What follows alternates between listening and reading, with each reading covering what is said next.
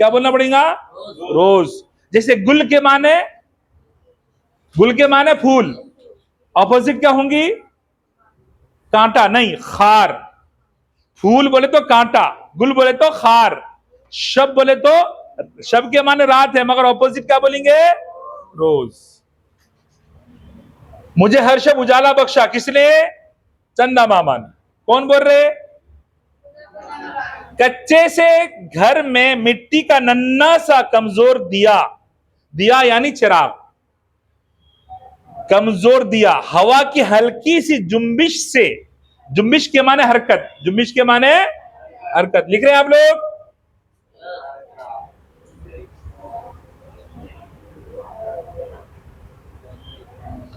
जुम्बिश के माने, मैं चेक कर रहा हूं आपके पास किन के पास लिखे हुए हैं, मैं देख रहा हूं। जुम्बिश से लरजने लगता है, क्या है? लरजना, लरजना, लरजना, लरजना, कांपना। सपोज ये चिराग है, ये दिया है, ये इसकी रोशन, ये आग लगा के यहां पे इस चिराग को रोशन कर रहे हैं, और ये चिराग जो है इधर से हवा आई तो इसकी जो लौ है इधर, और इधर से हवा आए तो उधर। मुन्नवाराना क्या बोल रहे कि हवा की हल्की सी जुम्बिश से वो लरजने लगता था। हर रोज शाम होते ही, हर रोज शाम होते ही चंदा मामा जगमग जगमग करते मेरे घर को रोशन करते और मुझे कहानी सुनाने आ जाते। रियलिटी में चांद उतर के मुनव्वराना के घर में नहीं, बल्कि गांव के अंदर ऐसी उल्फत, ऐसी मोहब्बत थी चंदा मामा से। और पुराने जमाने में ये कहावत थी कि बच्चों को बहलाने के लिए, बच्चों को सुलाने के लिए दादी माँ और बच्चों को कहानियों में चंदा मामा की कहानी सुनाते वो आएंगे। वो देखो अंदर चांद के अंदर एक बुढ़िया अम्मा है, वो क्या करते हैं? चरखा काटते हैं। चरखा काटना मालूम ना? चरखा काटना मालूम नहीं? मालूम है। आपने कभी गांधी जी की फोटो देखी है पुरानी, जिसमें वो चरखे से धागा हाँ धागा बनाते हैं, जिससे ना उसको क्या कहते हैं? धागा काटने को चरखा कहते हैं। तो पुरानी कहानियों में जो मनगढ़ंत हुआ करती थी, फिक्शन हुआ करती थी, उन कहानियों में दादी अम्मा, नानी अम्मा चंदा मामा को बता के बच्चों को बहलाने की क्या करते? कोशिश करते थे। ठीक है ना? चांद में चरखा काटने वाली रिवायती बुढ़िया, मैं बोला ना चरखा काटने वाली रिवायती बुढ़िया। रिवायत का मतलब जो चीज लोगों में सुनते सुनाते हुए आते उसको क्या बोलते? रिवायती बुढ़िया। तो मैंने कभी नहीं देखा। किसने नहीं देखा? किसने नहीं देखा? हाँ, चंदा मामा की रोशनी में मुझे दादी का चमकता हुआ चेहरा साफ दिखाई देने लगता था। दादी माँ का चेहरा साफ दिखाई देने लगता था। मैं घर की अंगनाई में पलंग पर लेटा हुआ टुकुर टुकुर चंदा मामा को तकता, तकता मतलब देखता, तकना बोले तो,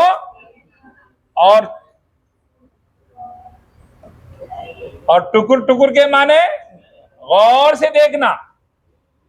टुकुर टुकुर का मतलब गौर से देखना, घूर कर देखना। किसको घूर कर देख रहा था? चंदा मामा को। तो चंदा मामा को तकता तो मेरी आंखों की पुतलियों में मामू की तस्वीर उतर आती।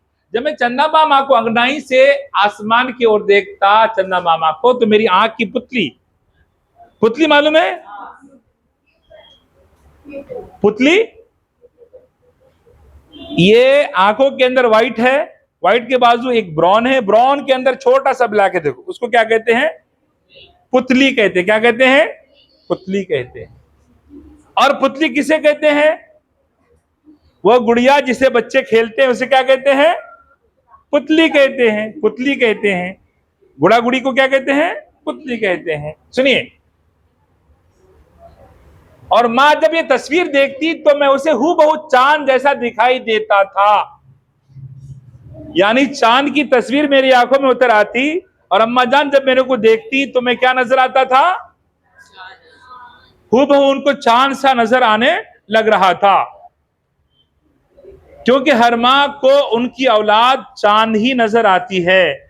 औलादें कैसी भी हो, उनकी शक्ल और सूरत कैसी भी हो, फिजिकली अगर हैंडीकैप भी है, माजूर भी है, तो अम्मा जान उनको बहुत ही मोहब्बत, बहुत ही चाहत की निगाह से क्या करती हैं, देखती हैं।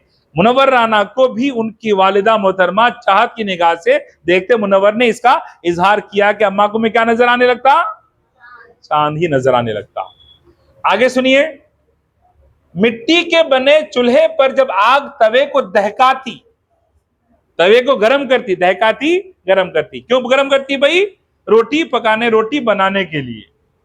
तो चिंगारियां तवे पर रक्स करने लगती है। रक्स के माने नाचना, रक्स के माने, यहां पर मुनव्वर राना ने गांव के लकड़ी से जलने वाले चूल्हे के चिंगारियों को जब उछल कर तवे पे तवे पे आती कौन, चिंगारियां, तो उसको उन्होंने क्या कहा, चिंगारियां क्या करती, रक्स करती। रक्स के क्या माने बताया मैं आप लोगों को।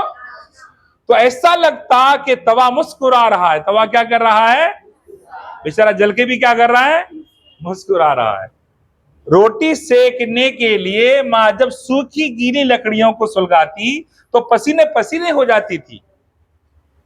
गांव के अंदर का हाल अहवाल याद कर रहे हैं कि गांव में रोटियां बनाने के लिए अम्मा जान, रोटी सेकने के लिए अम्मा जान सूखी गीली लकड़ियों को सुलगाती यानी जलाती तो पसीने पसीने हो जाती थी। और इस मुकद्दस पसीने के कतरे रोटियों में जज्ब हो जाते थे। मुकद्दस के माने पाक, मुकद्दस के माने पाक।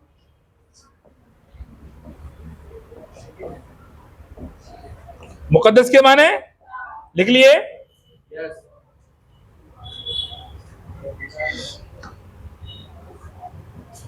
जज्ब होना मालूम, ऑब्जॉर्व होना। हैदराबादी में उसको जज्ब होने को क्या बोलते हैं, जज्म बोलते हैं। पानी जज्म कर लो, था स्पंज से पानी को क्या कर लो, जज्म। अलग प्रोनाउंस करते हैं, जज्ब है, क्या बोलते हैं उसको, जज्ब। शहर ने मुझे बिरयानी खिलाकर रोटी की लज्जत छीन ली, यानी शहर आया तो बिरयानी खाने लगा और अम्मी के हाथों की रोटी की लज्जत यानी मजा मुझसे शहर ने क्या कर लिया, छीन लिया।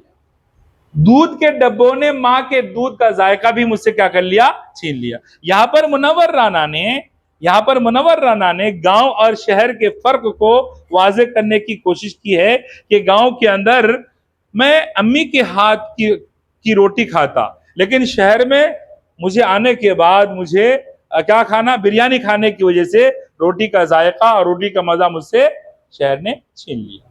ये जो हिस्सा था आपके सामने मैं पढ़ा चुका, आपको बता चुका। इसमें कुछ सवालात हैं, मैं सवाल करता हूं, मर्द बच्चों से पहले जवाब देना पड़ता।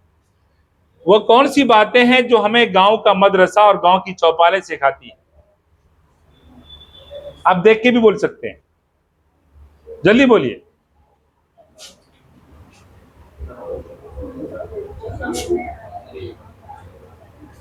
जी, वो कौन सी बातें हैं जो हमें गांव का मदरसा और गांव की चौपालें सिखाती हैं? किताब में तलाश करो बेटा, मिला? बोलिए। शहर में आदमी वो तमाम बातें भूल जाते हैं जो और गाँव। एक बात बोलूं, हर वो चीज आपके पैराग्राफ में, आपकी रीडर में, आपके पैसेज में, वो कौन सी बातें गांव का मदरसा और गांव की चौपालें हमें सिखाती, क्या करती हैं, सिखाती हैं?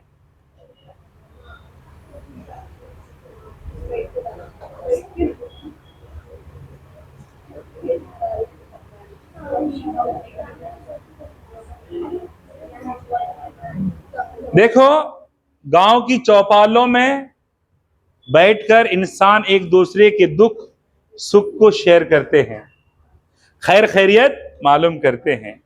तो क्या पूछ रहे, सवाल क्या था, सवाल क्या था? देखो, वो कौन सी बात जो हमें गांव का मदरसा और गांव की चौपालें सिखाती हैं? गांव का मदरसा हमें अदब सिखाता है, एहतराम सिखाता है, मोहब्बत सिखाता है, खुलूस सिखाता है, एक दूसरे से मिलकर रहना सिखाता है। और चौपालें भी एक दूसरे का ख्याल रखना सिखाती हैं। चौपालें एक दूसरे का अदब एहतराम करना सिखाती है, एक दूसरे के साथ खुलूस से मिलना सिखाती है। कौन? गांव का मदरसा और गांव की चौपाल। आपके गांव शहर के रस्म रिवाज और रहन सहन कैसे हैं? शहर का रहन सहन तो शहरियों की तरह है भाई, और गांव का रहन सहन गांव की तरह है। गांव का रहन सहन कैसा है भाई? गांव के लोग जल्दी उठते हैं सुबह, शहर के लोग देर से उठते हैं सुबह। गांव के लोग रात में जल्दी सो जाते हैं, शहर के लोग देर से सोते हैं। गांव के लोग आम तौर से सीधे साधे कपड़े पहनते हैं, जबकि शहर के लोग टिप टॉप में रहते हैं। और बहुत सारे फर्क हैं जी रहन सहन के अंदर। सादा सा खाना खा लेते हैं, शहर के लोग सादा सा खाना नहीं खा लेते हैं। शहर रात के वक्त जाग रहा, इसका क्या मतलब है? ये अब इंशाअल्लाह ताला आपके सामने जो है इस सबक का दूसरा हिस्सा है। मैं तमाम बच्चों से तवज्जो चाहूंगा, तवज्जो के साथ किताबों में देखिए। जब मैं कुछ एक्सप्लेन करूं मुझे देखिए, कोई डाउट हो तो आप हाथ उठाइए, कुछ आपको पूछना है तो बिल्कुल वेलकम है, आप पूछ सकते, आपका इस्तकबाल है, आप पूछ सकते, बल्कि पूछना चाहिए। ठीक है, इसी मजमून का, इसी सबक का ये दूसरा हिस्सा है। कैसा हौलनाक अलमिया है, हौलनाक, खौफनाक, हॉरेबल। क्या बोलते? हौलनाक को क्या बोला मैंने? खौफनाक। अलमिया, हौलनाक के माने क्या बताया? खौफनाक। अंग्रेजी में क्या बोला जी? अलमिया। अलमिया के माने तकलीफ देह बात, तकलीफ देह बात मतलब ट्रेजेडी। वो मैटर जो इंसान को तकलीफ देती है, वो बात जो इंसान को तकलीफ पहुंचाती है, उसे ट्रेजेडी कहते हैं। उसी ट्रेजेडी को उर्दू में अलमिया कहते हैं। क्या कहते हैं? अलमिया। और आपका अलमिया यह है कि आप बातें कर रहे हैं क्लास में। कैसा हौलनाक अलमिया के एक लड़का शहर की रौनक में सब कुछ भूल जाए, यानी गांव के सब खुलूस को, मोहब्बत को, सिंसारिटी को, इखलास को, अखलाक को, सारी चीजों को गांव से शहर आने के बाद एक लड़का भूल जाता है। मुनव्वर राना ने उसको एक तकलीफ दे बात, एक अलमिया और एक ट्रेजेडी करार दिया। बुढ़िया माँ रोज चौखट पर दिया रोशन करे। चौखट समझ रहे हो? किसको बोलते हैं? दहलीज।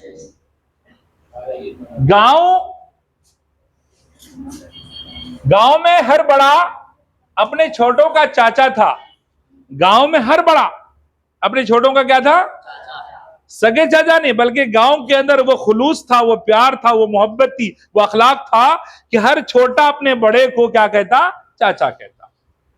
ना हिंदू था ना मुसलमान, ना हिंदू था ना मुसलमान। आपको मिसकॉन्सेप्टेड नहीं होना चाहिए, मिसअंडरस्टैंड नहीं होना चाहिए, गलतफहमी का शिकार नहीं होना चाहिए। हिंदू अपनी जगह हिंदू, मुसलमान अपनी जगह मुसलमान। वो अपना मजहब फॉलो कर रहे हैं या अपना धर्म फॉलो कर रहे हैं, लेकिन यहां पर इस जुमले के अंदर ये बताना चाह रहे हैं कि हिंदू का बच्चा है तो मुसलमान बड़े को चाचा समझते, मुसलमान का छोटा बच्चा है तो हिंदू को अपना चाचा समझते। मजहब तो अपना फॉलो करते हैं, लेकिन अखलाक वो है, मिलनसारी वो है, मोहब्बत इखलास वो है, खुलूस वो है कि हर छोटा अपने बड़े को क्या बोलते हैं? चाचा। समझ में आई बात? अगर छोटे ने सलाम न किया तो डांट खाई, और सलाम किया तो ढेर सारी दुआएं वसूल की। सलाम नहीं किया तो जो गांव के बड़े होते हैं डांटते हैं, किनके बेटे हैं आप? आपको तमीज नहीं है, आपको सलाम करना नहीं आता, नाराज हो जाते। और अगर सलाम किया तो ढेर सारी दुआएं, जुग जुग दियो, जुग जुग जियो, सदा खुश रहो, सुखी रहो, कामयाब रहो, और क्या लेते ऐसा? फलाया ले जी। शहर में लोग सलाम के मुंतजिर रहते हैं। मुंतजिर के माने इंतजार करने वाला, यानी शहर में लोग सलाम में पहल नहीं करते, बल्कि दूसरों के सलाम का क्या करते हैं? इंतजार करते हैं। क्या ये एटीट्यूड सही है? नहीं है। मेरे आका ने फरमाया सलाम में पहल किया करो। क्या करो? लोग दूसरों को सलाम करने से गुरेज करते हैं। गुरेज के माने परहेज, गुरेज के माने दूसरों को सलाम करने में क्या करते बेटे? परहेज करते, दूर भागते हैं जी। अमीर आदमी किसी गरीब को सलाम करने में हतक महसूस करता है। अमीर आदमी किसी गरीब को सलाम करने में हतक महसूस करता है। हतक के माने बेइज्जती, हतक के माने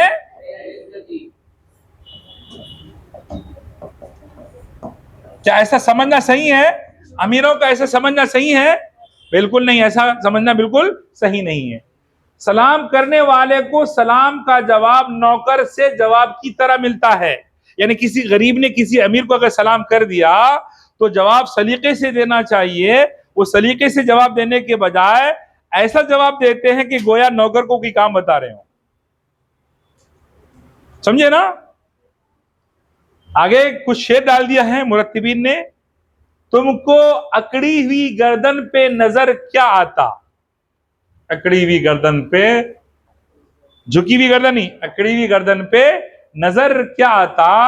आरजू हाथ पसारे थी सलामों के तले। आरजू तमन्ना, आरजू बोलो बेटे, आरजू तमन्ना। हाथ पसारे थी, हाथ फैलाई थी, हाथ फैलाए हुए थी सलामों तले, सलामों के तले। यानी सामने का जो शख्स था, शहर के आदमी को आके सलाम किया, इन्होंने गर्दन अकड़ कर उनके सही मुंह जवाब नहीं दिया, तो बेचारा जो सलाम के बाद जो कलाम करने वाला था, उनकी दिल की बात दिल में ही रह गई। उनकी आरजू, क्योंकि सलाम का जवाब सही नहीं मिला। जब सलाम का जवाब सही नहीं मिला तो क्या अपनी जो जरूरत है, अपनी जो परेशानी है, उन्हें बयान करता? हरगिज नहीं करता। तो आरजू हाथ पसारे थी सलामों के तले, सलामों के तले। सलाम करने के बाद जो सलाम करने वाले गरीब थे, उनकी आरजुएं बहुत थी, लेकिन सामने वाला सही जवाब नहीं देने से अपनी आरजू का, अपनी तमन्ना का उन्होंने इजहार नहीं। गांव में किसी को पानी पिलाने से पहले मिठाई नहीं तो कम से कम गुड़ जरूर पेश किया जाता है। गुड़ मालूम ना? जबकि शहरों में पानी 25 पैसे फी गिलास मिलता है। कंपैरिजन। अब यहां पर गौर से सुनो, मोस्ट इंपॉर्टेंट एक क्वेश्चन है इम्तिहान में आने वाला। वो इम्तिहान में आने वाला सवाल ये होगा, शहर और गांव के फर्क को वाज़ेह कीजिए, या गांव और शहर के खुसूसियात को क्या करिए? बयान करिए। और यहां गौर से सुनेंगे तो आपको चीजें याद रहेंगी। गांव की खुसूसियात क्या हैं और शहर की खुसूसियात क्या हैं। अभी दो खुसूसियत गुजर गई। किसी को पानी पिलाने से पहले गांव में गुड़ पेश करते हैं, जबकि शहर में पानी 25 पैसे पर गिलास, फी गिलास क्या करते? मिलते हैं। तो कौन सा पानी अच्छा रहा? गांव का पानी। आगे सुनिए, यह फर्क होता है कुएं के मीठे पानी और शहर के पाइपों के पानी में। शहर का पानी पाइपों से और गांव का पानी, मीठा पानी क्या बोलते हैं, तालाबों से और कुएं से। किसे आते? कुएं से। यहां पर मुनव्वर राना ने फर्क को वाज़ेह किया और थोड़ा सा तनकीद भी की और थोड़ा सा तंज भी किया कि पाइपों का पानी खरीदो, जबकि मीठा पानी गुड़ के साथ पेश किया जाता है। कहां पे? गांव के अंदर। आज भी ये जो जुमला है बेटे, ये क्वेश्चन है, इम्तिहान में आता। इसको नोट कर लो, अपने रीडरों में क्या करो, उसको स्टार कर लो। ये क्वेश्चन है, आज भी गांव में एक आदमी की मौत को गांव की मौत समझा जाता है। वजाहत कीजिए। ये क्वेश्चन भी आता एग्जाम में, ये जुमला ही आता। इस जुमले का मतलब ये है, जब गांव में किसी की मौत होती है तो उस मौत के गम में पूरे गांव वाले क्या हो जाते हैं? शामिल हो जाते हैं। अपनायत से घरों घरों से, अपने घरों से खाना पका के लाके मय्यत के घर में लाके लोगों को क्या करते हैं? खिलाते हैं, देते हैं। आगे सुनिए, मरहूम के साथ कब्रिस्तान तक पूरा गांव जाता है। मरहूम के क्या माने हैं? मरहूम के क्या माने हैं? मरे हुआ। सुनिए, सही है, कॉन्सेप्ट वही है, लेकिन मरहूम के लफ्जी माने बताता हूं। एक है रहम, एक है रहीम। रहम, रहीम, मरहूम। ये है रहम, एक है रहीम और एक है मरहूम। रहम तो रहम ही है, और रहम करने वाले को रहीम कहते हैं, और जिस पे रहम किया जाए मरहूम। तो मरे हुए शख्स के बारे में हम सब की उम्मीद होती है कि अल्लाह पाक उस पे क्या फरमाएंगे, रहम फरमाएंगे, इसलिए मरे हुए शख्स को क्या बोलते हैं, मरहूम कहते हैं। बात समझ आई आप लोगों को जी। तो मरहूम के क्या माने हैं जी, रहम किए हुए, रहम किए हुए जी।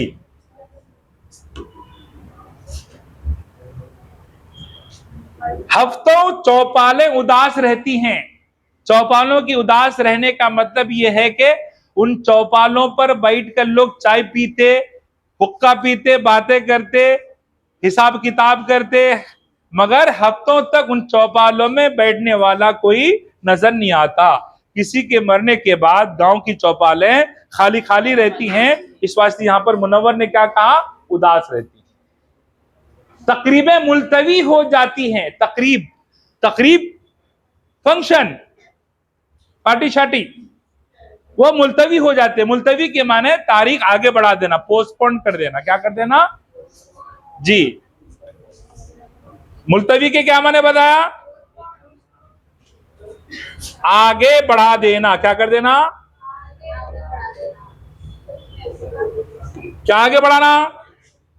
कोई भी फंक्शन है, कोई भी मतलब पार्टी है, फंक्शन है, कोई भी चीज है, उसको क्या करते हैं, पोस्टपोन कर देते हैं। उसको क्या बोलते हैं, मुलतवी कर देना।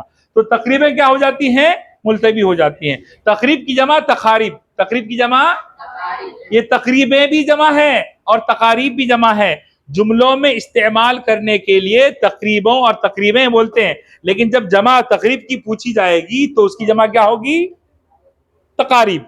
तकरीब की जमा तकारीब। तबस्सुम लबों तक पहुंचने का रास्ता भूल जाता है। तबस्सुम यानी मुस्कुराना, तबस्सुम यानी, तबस्सुम यानी मुस्कुराना, तबस्सुम यानी मुस्कुराना। लेकिन शहर में गम, शहर में शरीक गम होना दूर की बात, कांदा भी उसी जनाजे को देते हैं जिसके लवाहिकीन से दामे दिरमे कोई फायदा पहुंचने वाला हो। लवाहिकीन, लवाहिकीन एक लफ्ज है, यहां पर लिख रहा हूं मैं, लाहिक, इसकी जमा है लवाहिक, इसकी जमा की जमा है लवाहिकीन। जमा की जमा यानी जमउल जमा।